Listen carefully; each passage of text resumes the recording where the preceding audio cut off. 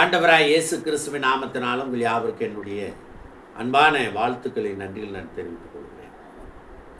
ஆகையால் பரலோகத்தில் இருக்கிற உங்கள் பிதா பூரண சர்க்குணராய் இருக்கிறது போல நீங்களும் பூரண சர்க்குணராய் இருக்க கடவீர்கள் என்று ஆண்டவர் மலை பிரசங்கத்திலே கூறுகிறார். பூரண சர்க்குணம் என்று நாம் பார்த்தால் மத்தேயு எழுதின சுவிசேஷம் 19ஆம் அதிகாரம் 16 வாசித்தால் சில காரியங்களை ஆண்டவருக்கு கூறுகிறார்.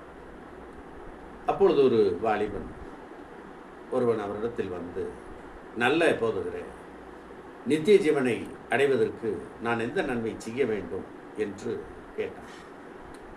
அதற்கு இயேசு, என்னை நல்ல போதுகிறேன் என்று சொல்வானேன், தேவன் ஒருவரை தவிர நல்லவன் ஒருவனும் இல்லையே, நீ ஜீவனில் பிரவேசிக்க விரும்பினால் கற்பனைகளை கைக்கொள் என்று கூறுகிறார்.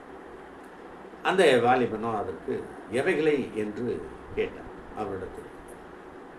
அதற்கு இயேசு, கொலை செய்யாதிருப்பாயாக, களவு செய்யாதிருப்பாயாக, பொய் சாட்சி சொல்லாதிருப்பாயாக, இச்சையாதிருப்பாயாக, உன் தகப்பனின் தாயும் கனம் பண்ணுவாயாக, உன்னிடத்தில் நீ அன்பு கூறுவது போல பிறனிடத்திலும் அன்பு கூறுவாயாக என்பவைகளையே என்று அவர் கூறுகிறார்.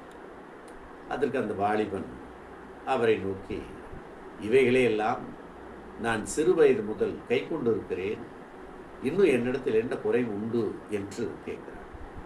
அதற்கு இயேசு, நீ பூரண சர்க்குணராய் இருக்க விரும்பினால் போய் உனக்கு உண்டானவைகளெல்லாம் விற்று தரித்திரத்து கொடு, அப்பொழுது பரலோகத்தில் உனக்கு பொக்கிஷம் உண்டாயிருக்கும், பின்பு என்னை பின்பற்றி வா என்று கூறுகிறார். இது பூரண சர்க்குணர் என்பதற்கு ஆண்டவர் அற்புதமான ஒரு விளக்கத்தை கொடுத்தார். தேவனுக்கு நாம் நன்றி சொல்லுவோம்.